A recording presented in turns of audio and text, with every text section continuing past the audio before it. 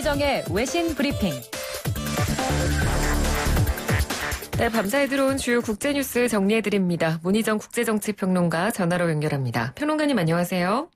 네, 안녕하세요. 네, 미국에 지금 코로나19 사망자가 10만 명에 육박하고 있는데 이 미국 국민들은 좀 뭐랄까요? 안전 불감증일까요? 미국의 현충일인 메모리얼데이 연휴에 곳곳에서 총격 사건이 벌어졌다고요? 네, 미국에서는 5월의 마지막 월요일이 전몰자들을 추모하기 위한 현충일 메모리얼 데이로 연방 공휴일입니다. 이 3일간 이어진 연휴에 많은 미국인들이 봉쇄라든지 사회적 거리두기는 완전히 무시한 채 코로나19 사태 이전과 다름없이 공원, 해변, 수영장 등을 찾으면서 사람들로 북새통을 이뤘는데요.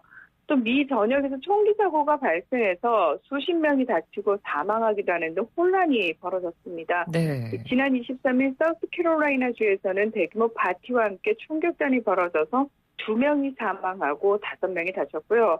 플로리다, 시카고, 세인트루이스 등지에서도 크고 작은 총격 사건이 잇따르면서 수십 명의 사상자가 발생했습니다.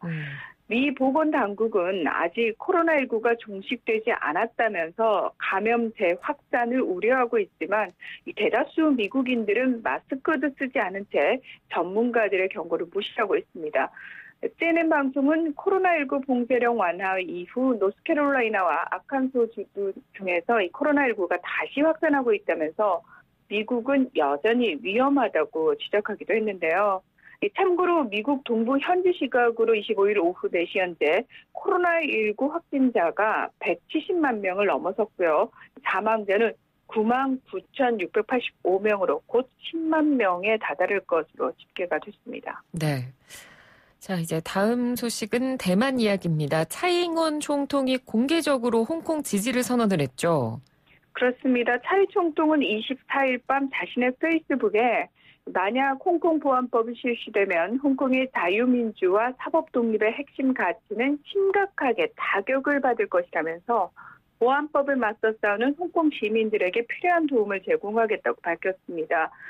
지금 이 순간에도 홍콩의 핵심 가치를 지키기 위해 힘쏟고 있는 홍콩 시민에 대해 이 대만 각계는 지대한 관심과 지지를 주고 있다는 말도 빼놓지 않았는데요. 그러면서 모든 민주 진영의 동지들은 모든 홍콩인과 함께 서 있을 것이라고 지지 의사를 분명히 했습니다. 예. 이미 지난해 홍콩에서 이 홍콩 정부의 범죄인 인도 법안 추진에 반대하는 시위가 벌어졌을 당시에 반중국 성향의 많은 홍콩 시민들이 대만으로 옮겨가기도 했는데요. 이 현재 대만에서는 홍콩에서 일부 경제가 무너지게 되면 다음 타깃은 대만이라는 위기감이 급속도로 번지고 있는 것으로 알려졌습니다. 네. 뉴욕타임즈는 이 중국의 홍콩 통제 시도는 이제 시작에 불과하다면서 시진핑 중국 국가주석 체제의 중국 지도부가 과거와 달리 국제사회의 비난에 위축되지 않는다고 지적하기도 했습니다. 네. 그러니까 이 홍콩 내에서 시위가 계속 발생하고 이제 불안감이 커지다 보니까 이 홍콩 시민들이 대만으로의 이민을 고민하는 사람들도 숫자적으로 굉장히 많이 늘어났다고 하더라고요. 네, 사실 홍콩인의 대만 이민은 송환법 반대 시위가 시작된 지난 6월 이후부터 급속히 증가하기 시작해서 지난 해에만 5,858명을 기록해서 2018년 4,148명보다 41.1%가 늘어났습니다. 예. 이 홍콩 내 이민 서비스 전문 업체에 따르면 지난 22일 홍콩보안법 제정 소식이 전해지자 하루 만에 이 대만 이민 문의가 평소보다 10배 이상으로 증가했다고 하는데요.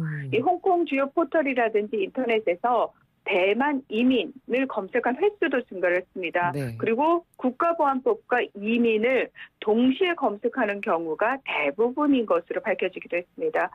이 대만으로 유학을 하려는 홍콩 학생의 수도 크게 늘어난 것으로 나타났는데요.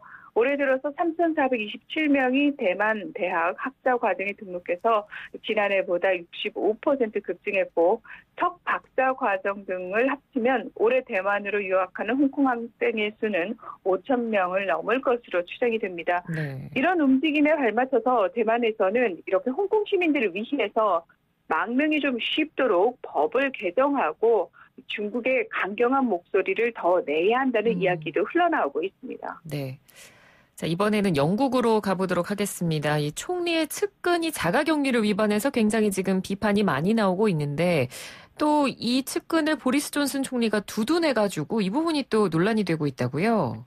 네, 이 보리스 존슨 영국 총리의 측근이라고 나오는데요. 그냥 보통 측근이 아니고요. 일명 실세라고 불리는 사람입니다. 그래서 존슨 총리가 하는 모든 정책들은 다 이 사람으로부터 나온다라고 이야기를 할 정도인데요. 도미닉 커밍스 총리 수석 보좌관 이야기입니다. 네. 지난 3월 말에 자신과 부인이 코로나19 의심 증상을 보이자 이 런던의 자택에서 자가격리에 들어갔는데 문제는 그냥 집에 있었던 것이 아니라 런던에서 400km 이상 떨어진 본인의 부모님 댁으로 이동을 해버린 겁니다.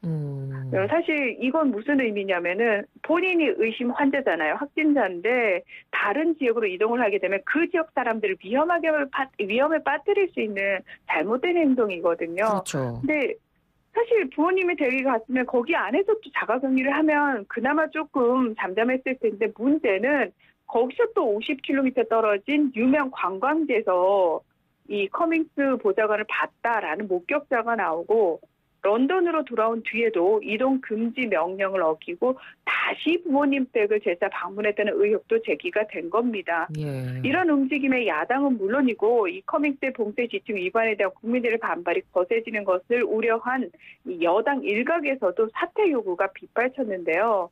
하지만 존슨 총리는 그와 부인이 모두 코로나 바이러스가 의심돼 정상적인 생활을 못하게 된 상황에서 다른 대안이 없었다. 즉 아이들을 돌보기 위한 어쩔 수 없는 선택이었다라면서 감싸고 돌면서 유임을 시킨 겁니다. 네. 이 야당인 노동당은 커밍스에 대한 존슨 총리의 옹호는 많은 영국인의 희생에 대한 모욕이라면서 존슨 총리는 코로나19 위기의 중대한 시기에 공중보건 메시지에 대한 신뢰를 스스로 훼손시킴으로써 총리로서의 시험을 통과하지 못했다고 강력하게 비판했습니다.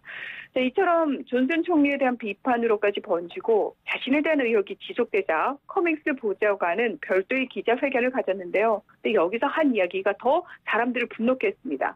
내가 한 행동은 합법적이고 법 테두리 안에서 이루어졌다. 후회하지 않는다. 그러면서 사퇴는 고려조차 하지 않고 있다. 이렇게 거부 입장을 분명히 밝혔습니다. 네.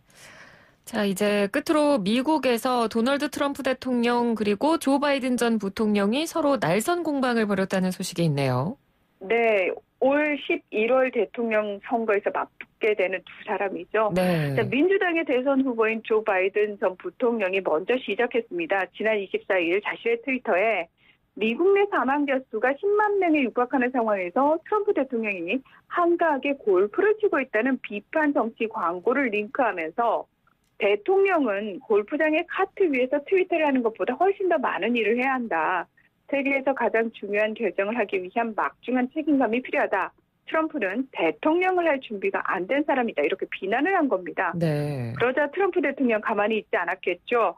바이든 전 부통령이 현직 시절 우크라이나에 대한 10억 달러 원조의 대가로 빅토르 쇼킨 당시 우크라이나 검찰총장 해임을 요구했다는 영상을 리트윗하면서 망신스럽고 완전히 부패했다면서 바이든 전 부통령을 저격했습니다. 그리고 다음 25일에는 자신은 석 달 만에 골프를 친 것이라는 해명과 함께 바이든 전 부통령을 경멸적인 별명인 졸린 조로 칭하면서 언론들은 졸린 조의 형편없는 직업윤리나 오바마가 골프장에서 보낸 그 모든 시간에 대해서는 언급하지 않는다고 분노하는 트윗을 날리기도 했습니다.